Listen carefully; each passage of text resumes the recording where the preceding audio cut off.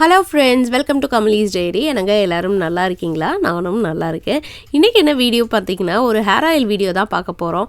Hair ஆயில்லாம் தடவைனா hair க்ரோத்துக்கு ஹெல்ப்ஃபுல்லாக இருக்குமா அப்படின்னு நினச்சிங்கன்னா, என்னோடய எக்ஸ்பீரியன்ஸ் படி ஹேர் க்ரோத்துக்கு ஹேர் ஆயில் வந்து எனக்கு நல்லாவே ஹெல்ப்ஃபுல்லாக தான் இருந்தது. ஏன்னா நான் ஹேர் ஆயில் தடவாமல் இருந்தும் பார்த்துருக்குறேன், ஹேர் ஆயில் தடவியும் பார்த்துருக்கேன். தடவாமல் இருந்ததை விட ஹேர் ஆயில் தடவி வந்து எனக்கு ஹேர் க்ரோத் நல்லா இருந்ததை நான் ஃபீல் பண்ணியிருக்கேன். ஸோ என்ன ஹேர் ஆயில் ப்ரிப்பேர் பண்ண போகிறேங்கிறத வாங்க வீடியோக்குள்ளே போய் பார்க்கலாம்.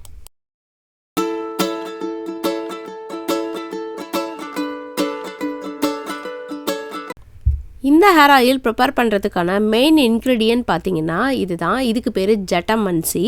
ஜடமஞ்சிமாங்க. பார்க்குறதுக்கு ஒரு ஜடை மாதிரியே இருக்கும். நம்மளோட ஹேர் எப்படி பின்னி பிணைஞ்சு இருந்தால் இருக்குதோ அதே மாதிரி இருக்குது பாருங்கள். இது வந்து வேறு தான். ஸோ ஒரு பிளான்ட்டோட வேறு. இதை வந்து நாட்டு மருந்து, சித்த வைத்தியம், ஆயுர்வேதத்தில் வந்து நிறையா யூஸ் பண்ணிகிட்ருக்குறாங்க. இது வந்து மெயினாக பார்த்திங்கன்னா நம்மளோட மென்டல் ப்ரெஷர், ஸ்ட்ரெஸ் இதெல்லாம் குறைக்கும். அதே மாதிரி ஹேர் க்ரோத்துக்குமே வந்து நிறையா ஹெல்ப் பண்ணும். இது பார்த்திங்கன்னா நாட்டு மருந்து கடைகளில் கிடைக்கும். நீங்கள் நாட்டு மருந்து கடைகளில் போனாலும் சரி, அமேசானில் போனாலும் சரி, உங்களுக்கு வந்து ஈஸியாக இதை வந்து கிடைக்கும். நீங்கள் ராவாவும் வாங்கிக்கலாம், இல்லை பவுடர் பேஸ்லேயும் வாங்கிக்கலாம். ஸோ இந்த மாதிரி ராவா வாங்குறதுனால நம்ம எண்ணெய் காய்ச்சறப்ப கொஞ்சம் ஈஸியாக இருக்கும் வடிகட்டுறதுக்கெலாம். இப்போ பார்த்திங்கன்னா நான் வந்து 1/2 கப் கோகோனட் ஆயில் எடுத்துக்கிறேன். 1/2 கப் கோகோனட் ஆயில் வந்து இதுக்கு போதுமானு கேட்டிங்கன்னா கொஞ்சமாக ப்ரிப்பேர் பண்ண போகிறேன். ஸோ அதனால் எனக்கு தேவையான அளவு எடுத்துக்கிறேன். ஸோ உங்களுக்கு எவ்வளோ தேவையோ நீங்கள் அந்த அளவுக்கு ப்ரிப்பேர் பண்ணி வச்சுக்கலாம். ஸோ இது பார்த்திங்கன்னா ஒரு 1 or 2 monthsக்கு வரும். இதில் இருந்து நான் வந்து ஒரு 2-3 பீசஸ் வந்து எடுத்து அந்த ஆயில் வந்து நல்லா சூடான பிறகு ஆயிலில் போட போகிறேன். இந்த ஜட்டமன்சியோட பெனிஃபிட்ஸை வந்து நீங்களும் படித்து பாருங்கள். ஸோ ரொம்பவே நல்லாயிருக்கும். இந்த ஆயிலை நீங்கள் தலைக்கு அப்ளை பண்ணிவிட்டு தூங்குறப்ப நல்லா ஒரு ஸ்ட்ரெஸ் ஃப்ரீயாக நமக்கு வந்து நல்லா தூக்கம் வரும். இதை எப்படிலாம் அப்ளை பண்ணலான்னு பார்த்தீங்கன்னா, டெய்லி அப்ளை பண்ணலாமா, இல்லை குளிக்கிறதுக்கு முன்னாடி அப்ளை பண்ணலாமா அப்படின்னு பார்த்தீங்கன்னா, இது எல்லாமே வந்து நம்மளோட விஷ் தான்.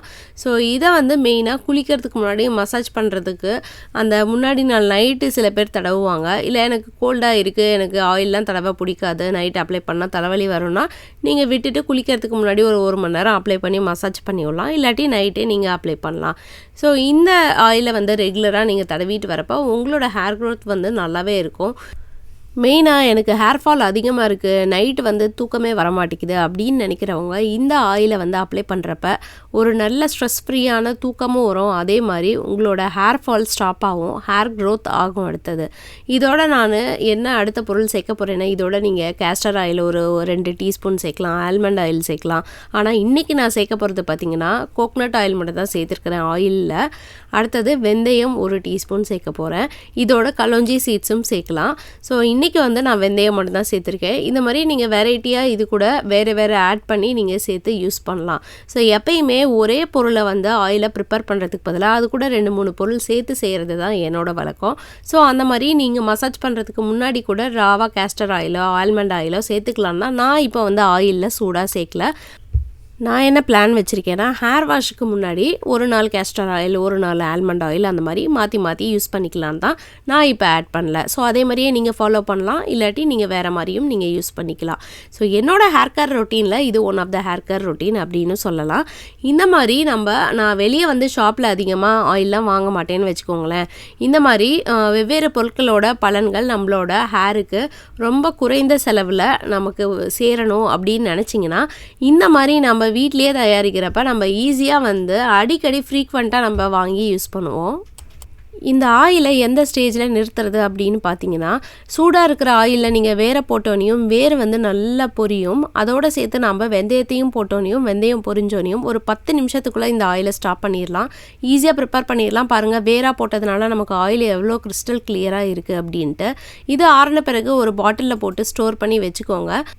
இந்த வேறு எனக்கு கிடைக்கல, பவுடராக யூஸ் பண்ணலாமான்னு கேட்டிங்கன்னா கண்டிப்பாக யூஸ் பண்ணலாம். ஸோ இந்த ஆயிலை வந்து நீங்கள் மசாஜ் ஆயிலாக யூஸ் பண்ணிக்கலாம்.